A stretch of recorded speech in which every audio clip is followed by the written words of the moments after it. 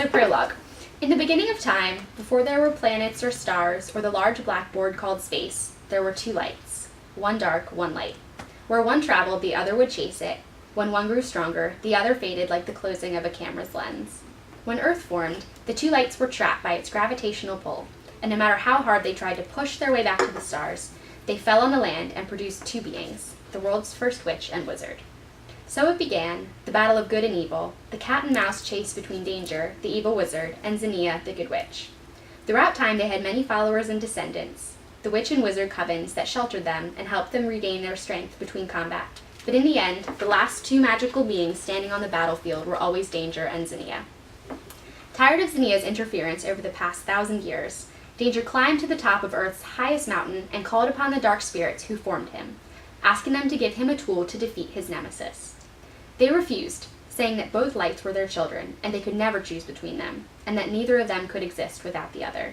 At their unsatisfactory answer, Danger threatened to draw them out of the spirit world and into the real one, raising his hands to the heavens and creating the worst storm the spirits had ever seen. So despite their fears, they bestowed one more power on their dark child, the ability to kill his avenger, or so he thought. Chapter 1. I arrive at the only house on Dreamweaver Road at 3 p.m., when the light illuminates the house just right, and I'd swear it could be magic. On the porch, yes, this is the spot. On the porch, plants hang in colorful pasta strainers like children in their rockers, clanging whenever the wind blows. Their ivy hair and golden hops fingers reach for the wooden floor, gymnasts balancing on a beam of warm brown planks, while the cymbals of the wind chimes create a swaying melody.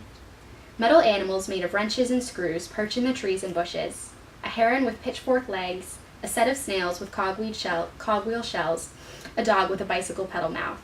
And when a real cat slinks out from the legs of the rocking chair, I almost scream. The cat is old and misshapen.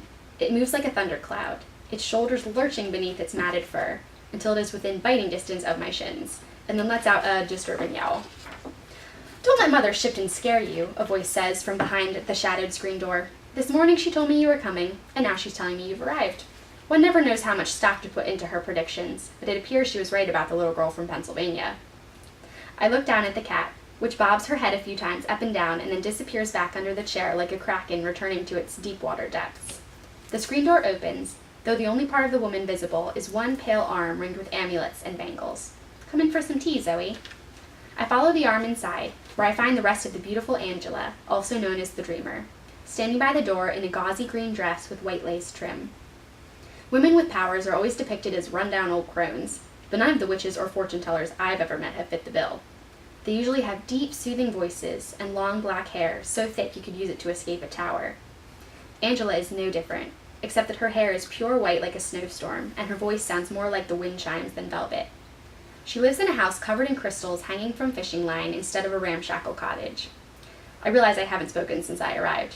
"Your house is beautiful," I managed to get out as we walked down the hallway, the crystals shining colorful lights on the opposite walls. I've never seen so many crystals.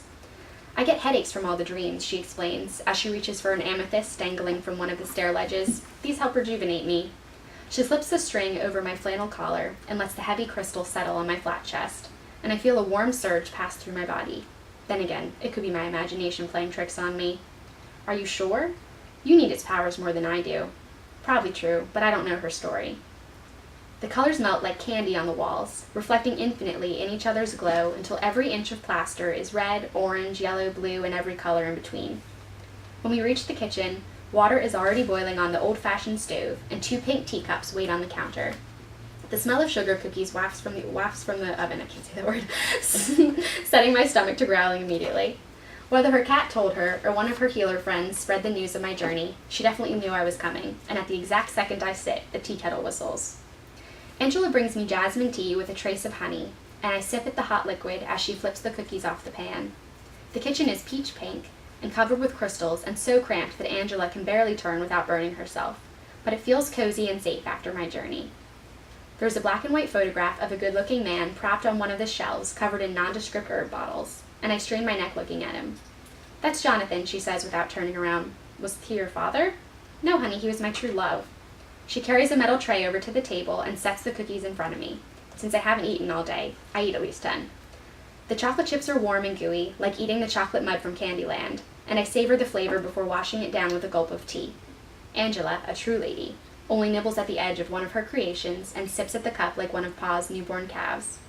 I met Jonathan 20 years ago at the train station in New York City. Color photography existed then, but he insisted on getting his prints in black and white. He was an old-fashioned man, always with his black cane and top hat, and he sold typewriters in an age when computers were the only form of communication.